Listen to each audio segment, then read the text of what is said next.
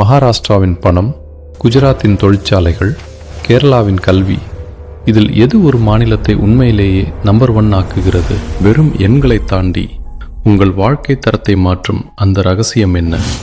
வாருங்கள், மர்மத்தை உடைப்போம். இந்தியாவின் நம்பர் 1 மாநிலம் எது? இணையதளங்களிலும் ஊடகங்களிலும் இந்த போர் ஓயாமல் நடக்கிறது. ஒரு தரப்பினர் பொருளாதாரத்தில் முதலிடம் வகிக்கும் மகாராஷ்டிராவை குறிப்பிடுகிறார்கள்.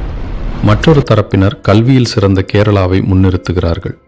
இன்னும் சிலரோ தொழில்துறை வளர்ச்சியில் குஜராத் மாடலை பற்றி பேசுகிறார்கள். இத்தகைய அரசியல் விவாதங்களுக்கு அப்பால் ஒரு கொள்கை ரீதியான கல்வியாளராக ஒரு மாநிலத்தின் உண்மையான ஆரோக்கியத்தை நாம் எவ்வாறு கண்டறிவது என்பதை பார்ப்போம். தொழிற்சாலைகள் தொடங்குவதும் எவ்வளவு முக்கியமோ அதே அளவு அந்த மாநிலத்தின் குடிமக்களுக்கு கிடைக்கும் கல்வி மற்றும் மருத்துவ வசதிகளும் முக்கியம். இந்த வழிகாட்டியின் நோக்கம் வெறும் கருத்துக்களை தாண்டி இந்திய ரிசர்வ் வங்கி, RBI மற்றும் நிதி ஆயோக் போன்ற அதிகாரப்பூர்வ அமைப்புகளின் தரவுகளை கொண்டு மாநிலங்களின் சமூக பொருளாதார வளர்ச்சியை அறிவியல் பூர்வமாக அணுக உங்களுக்கு உதவுவதாகும். ஒரு மாநிலத்தின் வளர்ச்சியை புரிந்து கொள்ள முதலில் அந்த மாநிலம் ஒட்டுமொத்தமாக உருவாக்கும் செல்வம் அல்லது பொருளாதார வலிமையை நாம் அளவிட வேண்டும்.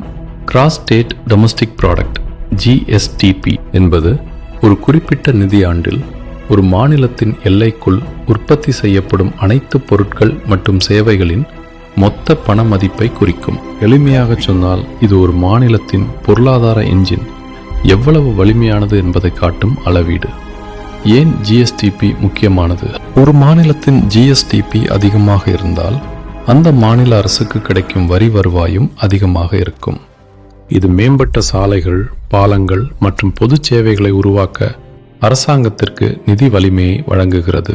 RBIயின் சமீபத்திய தரவுகளின்படி 2024 முதல் 25 வரை இந்திய பொருளாதாரத்தில் பெரும் பங்கு வகிக்கும் முதல் 5 மாநிலங்கள்: மகாராஷ்டிரா 13.5%, நாட்டின் நிதி தலைநகரம்; தமிழ்நாடு 8.8%, உற்பத்தி துறையின் மையம்; உத்தரப்பிரதேசம் 8.4%, வேகமாக வளர்ந்து வரும் சந்தை; குஜராத் 8.2%, வணிகம் மற்றும் ஏற்றுமதியின் கோட்டை; கர்நாடகா 8.2%, தொழில்நுட்ப புரட்சியின் தளம். முக்கிய பார்வை: இந்த தரவுகளின்படி மகாராஷ்டிரா இந்தியாவின் பொருளாதார பாகுபலியாக திகழ்கிறது. மும்பை போன்ற மாபெரும் பொருளாதார மையங்கள் அந்த மாநிலத்தின் அசுர வளர்ச்சிக்கு முக்கிய காரணமாக இருக்கின்றன. அதே சமயம் தமிழ்நாடு 31 லட்சம் கோடி ரூபாய் என்ற இலக்கை தாண்டி ஒரு அமைதியான பொருளாதார புரட்சியை நிகழ்த்தி வருகிறது. இங்கே நாம் கவனிக்க வேண்டிய ஒரு சுவாரஸ்யமான விஷயம் உள்ளது. 2வது இடத்திற்கு தமிழ்நாட்டிற்கும் உத்தரப்பிரதேசத்திற்கும் இடையே ஒரு மாபெரும் போட்டியே நடக்கிறது. இந்த போட்டி வெறும் எண்களுக்கு இடையிலானது மட்டுமல்ல, இது 2 மாறுபட்ட வளர்ச்சி மாடல்களுக்கு இடையிலான ஒப்பீடாகும். தமிழ்நாட்டின் பொருளாதார மாதிரி தொழில் மற்றும் உற்பத்தி திறன் சார்ந்தது, இண்டஸ்ட்ரியல் லெட் மாடல்.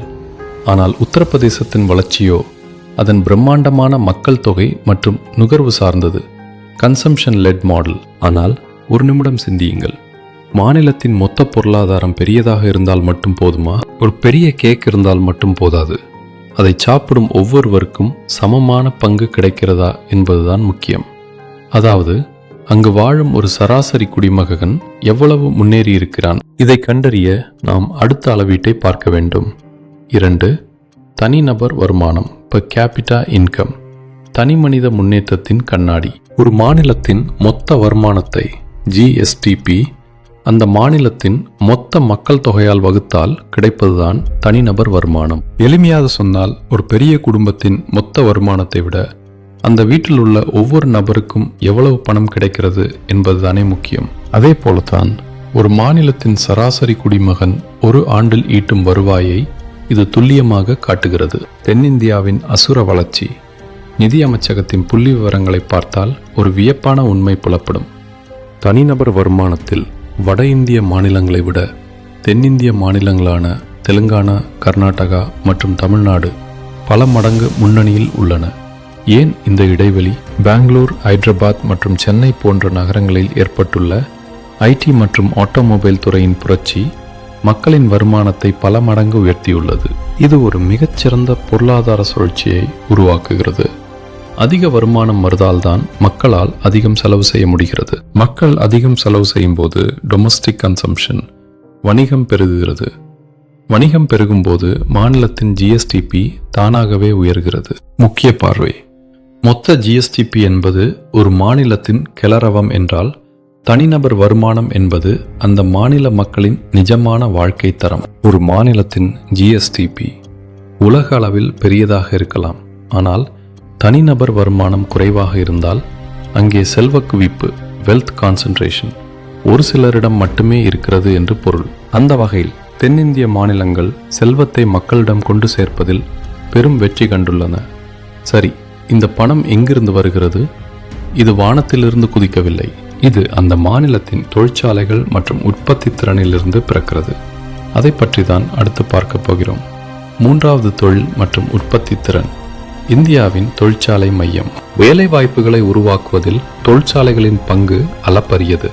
உங்களுக்கு தெரியுமா, இந்தியாவின் ஒட்டுமொத்த தொழிற்சாலைகளில் 15% மேல் ஒரே ஒரு மாநிலத்தில் தான் அமைந்திருக்கிறது. மத்திய அரசின் வருடாந்திர தொழிலாய்வறிக்கையின் ASI படி தொழிற்சாலைகளின் எண்ணிக்கை இந்தியாவிலேயே அதிக தொழிற்சாலைகளை கொண்ட மாநிலமாக தமிழ்நாடு விளங்குகிறது.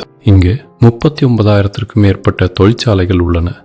இது குஜராத் மற்றும் மகாராஷ்டிரா ஆகிய இரு மாநிலங்களை விடவும் அதிகம். வேலைவாய்ப்பு. தமிழ்நாட்டின் தொழிற்சாலைகளில் சுமார் 27 லட்சம் பேர் பணிபுரிகின்றனர். இது உற்பத்தி துறையை ஒரு முறை சார்ந்த பொருளாதாரமாக மாற்றி தொழிலாளர்களுக்கு சமூக பாதுகாப்பை வழங்குகிறது. துறைவாரியான தலைவர்கள். குஜராத் பெட்ரோலியம் மற்றும் ரசாயன பொருட்கள் ஏற்றுமதியில் கிங். கர்நாடகா ஐடி மற்றும் மென்பொருள் துறையில் அசைக்க முடியாத தலைமை. தமிழ்நாடு ஸ்மார்ட் போன்கள், எலக்ட்ரானிக்ஸ் மற்றும் ஆட்டோமொபைல் உற்பத்தியில் இந்தியாவின் முன்னணியில் உள்ளது. இந்த தொழிற்சாலைகளுக்கு இயந்திரங்களை இயக்க தொழிலாளர்கள் மட்டும் போதாது. புதிய கண்டுபிடிப்புகளை உருவாக்க அறிவுசார் ஊழியர்கள், நாலேஜ் ஒர்க்கர்ஸ் தேவை. அங்கேதான் கல்வி ஒரு மாநிலத்தின் தலையெழுத்தை மாற்றுகிறது.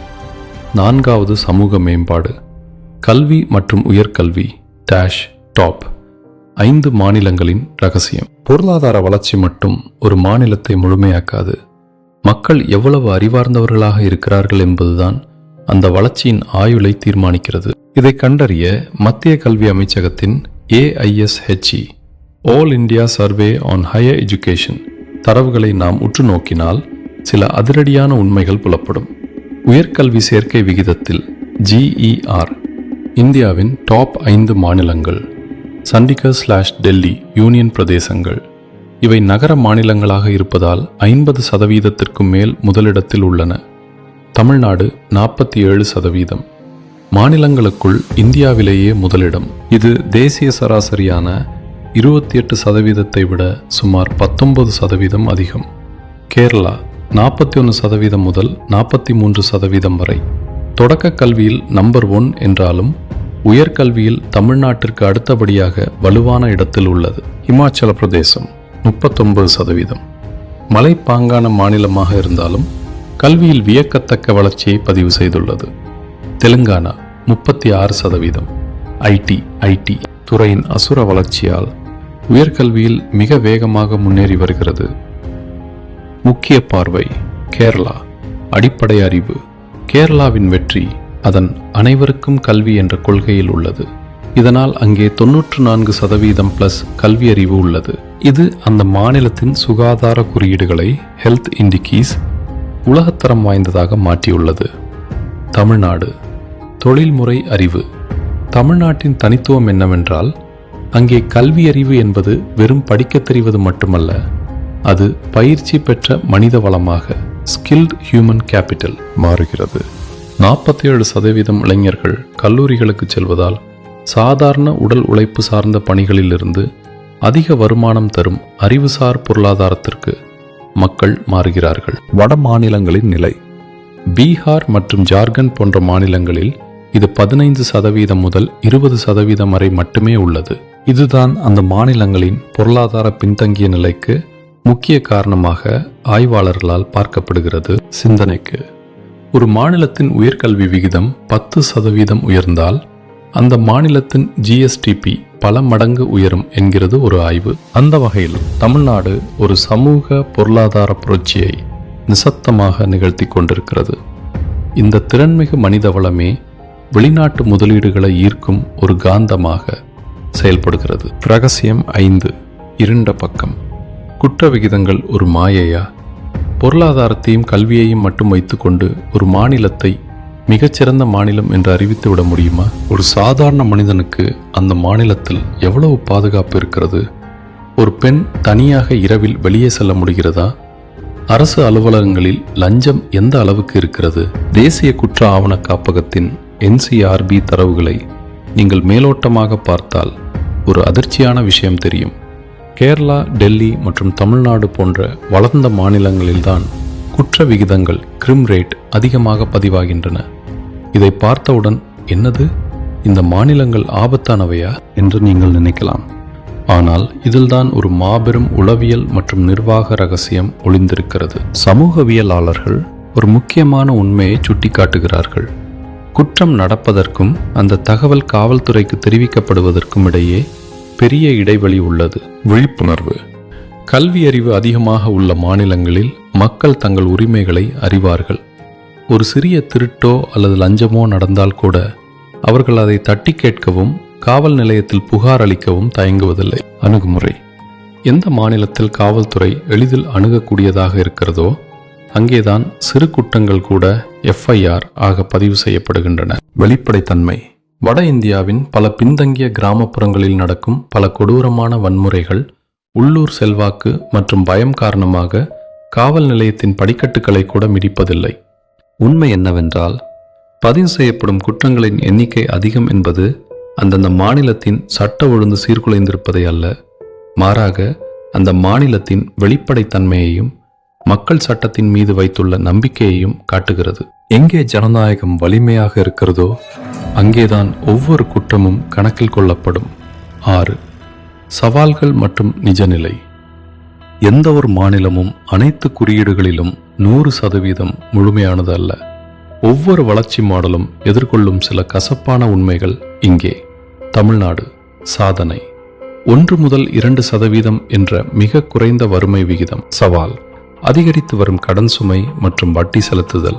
வருவாயில் ஒரு பெரும்பகுதி வட்டி செலுத்துவதற்கே செலவிடப்படுவது வருங்கால கட்டமைப்பு வசதிகளுக்கான மூலதன செலவினங்களை கேபிட்டல் எக்ஸ்பெண்டிச்சர் முடக்கும் அபாயத்தை கொண்டுள்ளது. மகாராஷ்டிரா சாதனை. நாட்டின் மிகப்பெரிய பொருளாதார என்ஜின். சவால். விதர்பா போன்ற பகுதிகளில் நிலவும் பிராந்திய ஏற்றத்தாழ்வு, ரிஜியனல் இன்குவாலிட்டி. குஜராத் சாதனை. ஏற்றுமதி மற்றும் வணிக உள்கட்டமைப்பில் முதலிடம். சவால். ஊட்டச்சத்து மற்றும் சுகாதாரம் போன்ற சமூக குறியீடுகளை இன்னும் கவனம் தேவை. கேரளா சாதனை. கல்வி மற்றும் மருத்துவத்தில் உலகத்தரம். சவால். போதிய தொழில் வளர்ச்சி இல்லாததால் இளைஞர்கள் வேலைக்காக வெளி மாநிலங்களுக்கு செல்லும் சூழல். உத்தரப்பிரதேசம் சாதனை. அண்மை காலங்களில் 3.4 கோடி மக்களை வறுமையிலிருந்து மீட்டு வரலாற்று சாதனை படைத்துள்ளது. சவால். அதன் பெரும் மக்கள் தொகைக்கு தேவையான வேலைவாய்ப்பை உருவாக்குதல். 6. முடிவுரை. ஆல்ரவுண்டர் வளர்ச்சியே நிஜமான வெற்றி. சுருக்கமாக சொன்னால், இந்தியாவின் நம்பர் 1 மாநிலம் எது என்கிற கேள்விக்கான பதில் நீங்கள் எந்த கண்ணாடியை அணிந்து பார்க்கிறீர்கள் என்பதை பொறுத்தது. பொருளாதாரத்தின் அசுர அளவை மட்டும் பார்த்தால் மகாராஷ்டிரா தான் பாகுபலி. அடிப்படை கல்வி மற்றும் சுகாதாரத்தை பார்த்தால் கேரளா தான் ஒரு முன்னோடி. வணிகம் மற்றும் ஏற்றுமதியை பார்த்தால் குஜராத் ஒரு தவிர்க்க முடியாத சக்தி. இருப்பினும் ஒரு சிறந்த வளர்ச்சி மாடல் என்பது வெறும் பொருளாதார எண்ணிக்கையை மட்டும் உயர்த்தாமல் சமூக நீதியையும் சமமாக முன்னெடுத்து செல்ல வேண்டும். சிந்தனைக்கு ஒரு நிமிடம் யோசித்து பாருங்கள். ஒரு சிறந்த பொருளாதார மாணவராகவோ அல்லது ஒரு குடிமகனாகவோ நீங்கள் எதை உண்மையான வளர்ச்சி என்று கருதுகிறீர்கள்? ஒரு மாநிலத்தின் ஒட்டுமொத்த பொருளாதார பெருக்கமா, அல்லது ஒரு சராசரி மனிதனின் வருமானமும் கல்வியும் வாழ்க்கை தரமும் உயரும் அந்த சமநிலையான வளர்ச்சியா? உங்கள் பார்வையில் எது முக்கியம் என்பதை சிந்தித்து பாருங்கள். உங்கள் கருத்துக்களை கமெண்ட் பிரிவில் மறக்காமல் பகிருங்கள்.